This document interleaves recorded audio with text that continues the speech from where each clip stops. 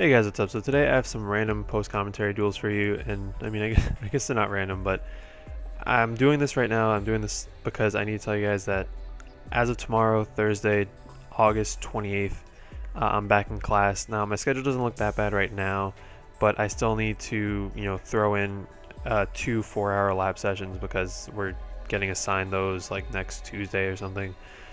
So yeah, that is obviously going to take up a lot of time, and I don't really know what's going to happen with this channel. I do have some ideas, I guess, and I'll save those for after the duels. So if you are interested in that, stick around, I guess. But if you're not, I completely understand. But just don't say I didn't don't say I just disappeared without a warning, I guess. All right. So the first duel is the duel from yesterday. If you haven't seen the duel, you should totally go check it out. It was probably honestly, it was one of the best. I said it was the best, and then last night, or I guess this morning, I had another really good one against the DD player, but my computer crashed, and it was very upsetting because it didn't save. Anyway, so here again, same guy as same duel as yesterday. He starts off with just like standard Bujin stuff, and I start off with a pretty okay hand. And real quick, the first thing I did was I searched Wolf Bark. At the time, I was like, oh, well, Wolf Bark is a 1-of in the deck, and it's the only thing that I don't really want in the graveyard. Like, if the Fire Fist cards hit the graveyard, I can just bring it back with Wolf Bark. If the Clocky Mirror stuff hits the graveyard, I don't necessarily care because the Iron Core is recyclable. The Iron Core will add itself to my hand if I need it. The Diamond Core can protect stuff, and Crusader can just recycle things. And also, real quick, that interaction, it was in the Star Seraph Zombie deck, the Star Seraph Zombie deck. I just love it. Wow, I don't even know what that was. I just love that interaction, and that's really why the deck is here. That's why I wanted to make another deck that can actually abuse, that little interaction. So I think it's amazing. And right here, I basically could have won. I do have Castell. I'm not sure I don't think I make it in this duel.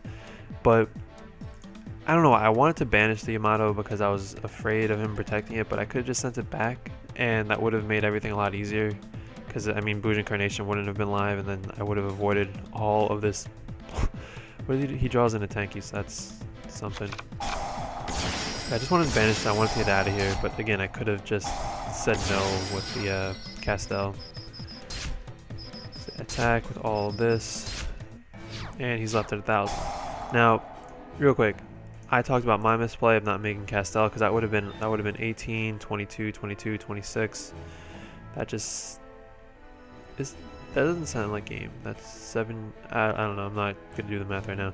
But if he had protected Arasuda with the hair, and I completely understand why. I mean, he has the Bujin Carnation, so it's not like he was losing anything, I guess. But if he protects Arasuda with hair, I need to waste 2,600, and just keep in mind he's at 1,000 right now, so he would have been at 3,600, and just keep that in mind. He should be at 3,600 if he protected it with the hair. So here he's gonna grab Hirame, gonna summon these two to make Kagetsuchi, and here's where I find out he's playing Shaddolls because all this stuff happens, and yeah. So once this happens, I know that I'm not exactly going to have an easy time. And there's just one other thing that I was confused about, because when he summons Arasuda, he banishes Sinew. I don't know, he has a turtle in the grave and a hare. See, my thing is, if he's going to attack, or if he plans on attacking like he does right now, why would you banish the Sinew? Because I know it has like some sort of bad effect. All battle damage your opponent takes from that battle is halved. Okay, so all battle damage I would have taken from like losing all these guys would have been halved, but still, like, Susanoo could have attacked all these guys with a boost, and that would have been freaking huge. So I don't know if I agree with him banishing that, but it is what it is. And right here, I'm basically wasting attacks or wasting effects just to try and bait out, like, I used the Michael effect on the Kagetsuchi to bait out a turtle, but then I used Shark to try and take the Nephilim. I don't really remember why, because I remember my initial plan was, okay, I'm going to burn as many turtles and burn as many turtles and hares as possible turtles and hares as I can. But for some reason I target the Nephilim, and then my objective is to destroy the Nephilim, which isn't a bad thing. Like, obviously you want that dead, but I don't really know why I shifted gears like that. Because now I go back to attacking to trying to destroy Susanoo. I don't really understand. And right here, I was asking to get Honest to the face. Like, or again, the Sinew. That would have been a pain in the ass as well. So I don't know if I agree with him banishing that thing, but it is what it is, I suppose. Because it lasts until the end of the damage step, so he would have the extra whatever.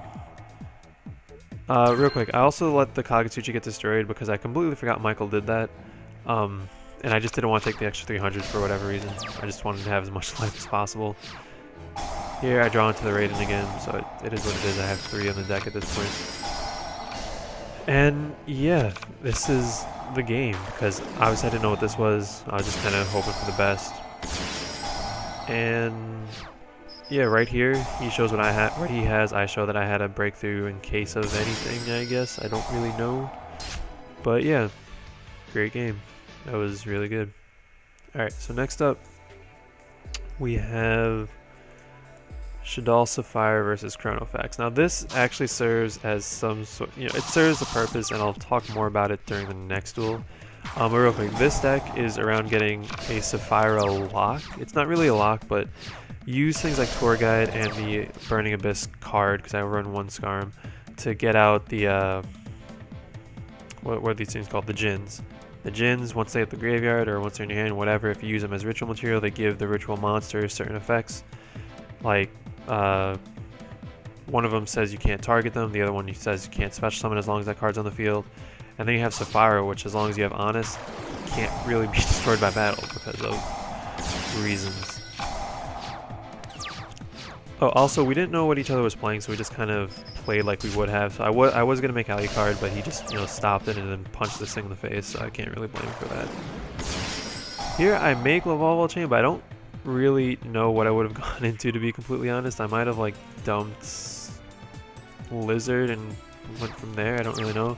All I know is that I really did want the Turtle in the graveyard because Turtle saves lives, but, it is what it is. Here, he runs over Tour Guide.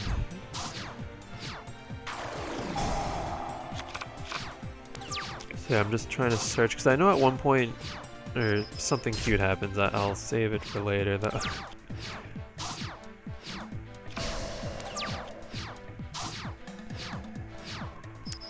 Okay. So there, I get the quick play because, I don't know, I really do like the quick play. I've seen it do amazing things. I have yet to pull any of those amazing things off. Like, it seems just so stupid at times. Okay, so here I use Roots. Like, I love that interaction right there. If you use Roots and the Shaddoll fusion, or really just the fusion, or the fusion in general, you're gonna get it right back. So that's just something to keep in mind. It's basically not a free fusion, but you get the card back, and it's always nice. And here, I remember he searched out, or he added the Bottomless with Pod Duality, and that was his only free slot. But as I attacked into it, I was like, there's no way it's that easy, and it wasn't. So I walked right into that one. Okay, so I have a fusion play set up, so I'm not completely scared. And here, I remember he said that he wanted to, or he should have gone into, what's this thing called? Zenmayo, to just start destroying things. I don't really know what he would have destroyed. Like, it would have, basically what would have happened if he targeted Falco, because that was the only thing he could have targeted, or maybe he would have targeted these. I would have activated, no, because I would have only been able to activate one. So yeah, that would have been an issue. Yeah, I ended up getting rid of this because of stuff. I'm sorry, I'm a little behind. But it happens, I guess. So I'm in a okay position. He makes Pleiades, which is obviously going to be a pain in the ass down the road. And here, stop, pause. Okay, so he has a Pleiades on board, and I make Midrash to dump the other Djinn, because I know I had one from earlier. I had one from the beginning of the duel. So I was like, okay, I'm set up. But he activates this card. Transmigration Prophecy. I can't even say anything because it really screwed me over. Like, my plan went right out the window right there. So I'm forced to use the mid-rash and the Scarm in hand because obviously I don't want to use the Honest. And this is not a very good situation to be in. I do make the other one because I just want the draw. I just want the draw off. I want to be able to kind of recover a little bit. And yeah, I think I did the right play there. Not entirely sure, but it is what it is. Okay, so here I'm down to 1300. Things aren't really looking that good. Summon Tour Guide, get this one because at this point, special summoning isn't really my biggest concern. It's just the Pleiades. If I can bring this thing in safely and it can't be special or it can't be targeted, at least I can run over the Pleiades, or at least that's my mindset. But I am able to drop the mid-rash to dump the other Jin, and I feel like I'm in a good position at that point because I'm able to get the little lock off. And here, I don't remember if he tried to target the Saffira or he realized like, oh shit, he has the thing, I just want to get rid of the mid-rash. I don't really remember how that played out. But in my current situation, yeah, he can't special summon because of this thing. He can't target my Saffira because of this thing. If he would destroy my Saffira by like battle or like Mirror Force or Dark Hole, I would be able to survive one because of this card. And if he attacks, I have Honest, so that's the idea of the lock. It's very hard to get over, but it's not impossible. Oh wow, it happens right here. But yeah, for some reason an error occurs. I ended up losing this duel because I didn't know how Honest interacts, or how Honest interacts with Honest, if that makes any sense. So yeah, basically what happened was he attacks into Saffira, and I remember he said something along the lines of, I'm going down swinging. So I thought he was just going to throw himself into Saffira to see what happens. So I did have the Electromagnetic Turtle in the graveyard, but I just let it slide because I was like, oh, maybe he's just going down. But as soon as it went into, because when, I don't know, I was able to tell that it went into damage step because of like the waiting sign or whatever. So I was like, oh crap, he has Honest. This isn't gonna work out the way I wanted it to. But yeah, it was a good game, very well fought, and this duel took like an hour or something. I don't know why, I just feel like mentioning it. Alright, so the thing about this, is it this one? Yeah, the thing that I want to mention is that if you guys lose, or maybe you make a misplay, whatever the case it is, learn something from it. Like, I'm not much of a well, actually I guess I am a little bit of a lecturer. I don't know, that's just how I am. But try and take things away. Like, don't ever say like, oh, I lost because of bullshit, and don't, you know, and just leave it at that. Understand why you lost, and while like all this will make sense in a bit as to like why I'm, you know, I don't want to say white knighting it, but it all makes sense in like 2 seconds or whenever this duel's over. Okay, understand why you lost. If there is something that you could have done differently that would have allowed you to win, like in the last duel. If I knew how Honest interacted with Honest, then I would have known like, oh, he's attacking, he might have Honest, let me protect myself. Or, oh, it's my turn, I have a little lock going, so there's absolutely nothing to fear, because even if he has Honest, I can just attack and I will get the effect off, because basically the turn player will be able to activate Honest first, so the other player's Honest will resolve first. So like in this game, I'll just say it, I attack into Nephilim with my Saffira, and for whatever reason, I don't understand why he's playing Honest to be I don't understand why he's playing Honest, to be completely honest, huh? But okay, he has Lila, BLS, and Nephilim. I don't know if that's enough to warrant playing Honest. Like, I really don't. So yeah, here's my current situation. I have the lock going. I have Honest in hand, and this is what I mean. Like, I learned from that situation. Like, oh, now I can attack into this thing with absolutely no fear because, again, I have the lock set, so he's not gonna be able to set anything that'll disrupt this, and I'll be able to attack into it. And even if he does have Honest for whatever reason, because again, I don't really understand why he's playing Honest, but if he does have Honest, which he does, I'll be able to just run over it. And yeah, there it is. So try and learn from your mistakes, try and learn from your losses. It's just how you become better. I know it might sound weird and might sound like I don't know what it might sound like, but just try and learn it. It's worth it. I promise. It might sound a little weird, but it is.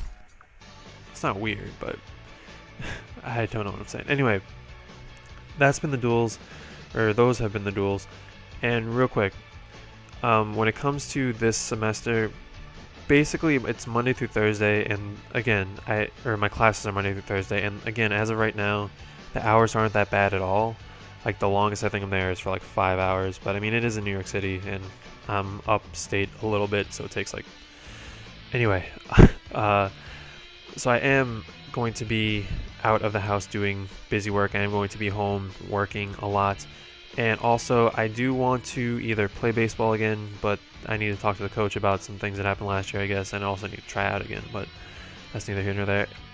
Or I want to have a job. I want to have something else. You know, baseball because of reasons, job because of money. It's simple as that. So on top of all the school stuff, I am hopefully going to have something else. So I really don't know what my availability is going to be. I do know that I am working on both of these decks, the Shaddoll Saffira and the Lightsworn Fire Cloaking Mirror, whatever that deck is. I am playing with those a lot. So possibly showcases on those in the future. I don't really know.